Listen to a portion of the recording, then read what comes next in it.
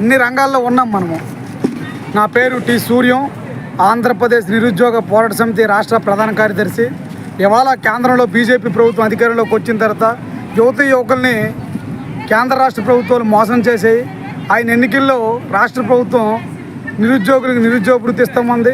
మరి కేంద్ర ప్రభుత్వం ఏంటంటే ఈ రాష్ట్రంలో ఖాళీగా ఉన్న 2,50,000 ఉద్యోగాలను భర్తీ చేస్తామని చెప్పేసి మోడీ గారు ఎన్నికల ముందు హామీ ఇచ్చారు. కానీ ఆ ఇచ్చిన హామీలన్నీ గాలికి వదిలేసి ఇవాళ నిరుద్యోగుల జీవితాలతో కేంద్ర రాష్ట్ర ప్రభుత్వాలు అనేవి ఆటలాడుకోవడం జరుగుతూ ఉంది. మరి నిరుద్యోగులకి నిరుద్యోగ వృత్తి లేదు. మరి కేంద్ర ప్రభుత్వం ఏంటంటే ప్రతి నిరుద్యోగి కూడా మేము ఉన్నామని చెప్పేసి భరోసా ఇచ్చారు.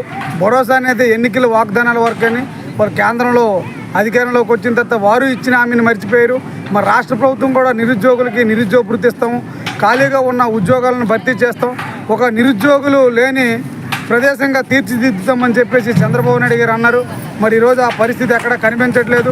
మరి ఆయన అధికారంలోకి వచ్చిన వెంటనే డిఎస్సి నోటిఫికేషన్ ఇచ్చారు. నోటిఫికేషన్ ఇచ్చిన తర్వాత కూడా ఇప్పటికి కూడా ఉద్యోగాలను భర్తీ చేయలేని పరిస్థితి కనిపిస్తూ ఉంది.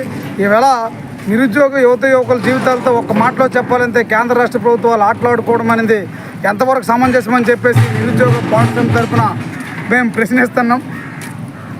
అలాగే ఇవాళ ఎస్సీ ఎస్టీ బ్యాక్లాగ్ ఉద్యోగాలు అవి కేంద్రంలో బీజేపీ ప్రభుత్వం వచ్చిన తర్వాత రాష్ట్రంలో కూడా ఈ యొక్క ఉద్యోగాలను భర్తీ చేస్తామన్నారు. ఇవాళ కనీసం ఎస్సీ ఎస్టీ బ్యాక్లాగ్ ప్రభుత్వం ఉద్యోగాలన్నీ ఊసే ఎత్తట్లేదు. ఇవన్నిటిపైన కూడా సమాలోచన చేసి ఇవాళ ఎస్సీ ఎస్టీ బీసీ అణగారిన వర్గాల్లో చాలామంది నిరుద్యోగులు అనేవాళ్ళు ఒక పక్క పెరిగిపోతూ ఉన్నారు. మరొక పక్క రాష్ట్ర ప్రభుత్వం గతంలో 58 ఏళ్ళు ఉన్న వయోపరిమితి వయసుని 60 ఏళ్ళకు పెంచడం జరిగింది. మరి తర్వాత వచ్చిన ముఖ్యమంత్రి గారు కారణం ఈ యొక్క పదవీ విరమణ వయసు అది 62 ఏళ్ళకు పెంచడం అనేది చాలా దౌర్భాగ్యమైన పరిస్థితి. దీన్ని మేము ఖండిస్తూ ఉన్నాం. గత మాదిరిగానే 58 సంవత్సరాలకే ఈ రిటైర్మెంట్ వయసు అనేది 58 సంవత్సరాలకే పదవీ విరమణ వయసు ఉండుంటే బాగుండేది. దానివల్ల నిరుద్యోగులైనటువంటి యువకులకి వాళ్ళ ఉద్యోగాలు వచ్చే అవకాశం అనేది ఉండేది. మరి కేంద్ర రాష్ట్ర ప్రభుత్వాలు వాళ్ళకి రిటైర్మెంట్ డబ్బులు ఎక్కడ ఇవ్వాల్సి వస్తుందనే ఒక ఉద్దేశంతో వాళ్ళ యొక్క ఉద్యోగ వయసు అనేది 58 ఏళ్ళ నుంచి 60 ఏళ్ళు, 60 నుంచి 62 ఏళ్ళు ఇలాగా పెంచుతూ పోవడం వల్ల నిరుద్యోగులు పెరిగిపోతూ ఉన్నారు.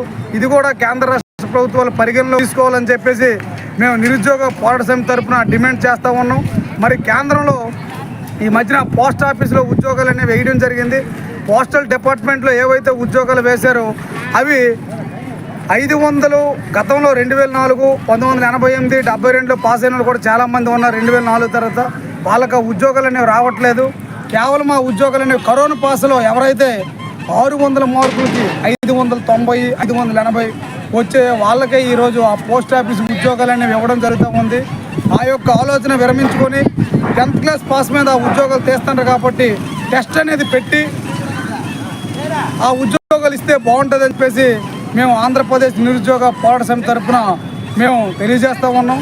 అలాగే కేంద్ర రాష్ట్ర ప్రభుత్వాలు కలిపి ఒక నిరుద్యోగ భద్రత కోసం ఒక కార్పొరేషన్ అనేది ఏర్పాటు చేసి ఆ కార్పొరేషన్ ద్వారా నిరుద్యోగులకు ట్రైనింగ్ ఇచ్చి ఆ ట్రైనింగ్ అనంతరం ఉద్యోగాలు ఇస్తే బాగుంటుందని చెప్పేసి ఆంధ్రప్రదేశ్ నిరుద్యోగ పోరాట సమితి తరఫున మేము కోరుతూ ఉన్నాం.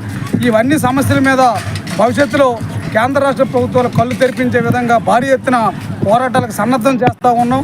ఈ యొక్క పోరాటాల్లో నిరుద్యోగ యువకులందరూ పాల్గొని పెద్ద ఎత్తున ఈ కార్యక్రమాలని పాల్గొని విజయవంతం చేస్తారని చెప్పేసి ఆంధ్రప్రదేశ్ నిరుద్యోగ పోరాట సమితి తరఫున నేను కోరుతూ ఉన్నాను.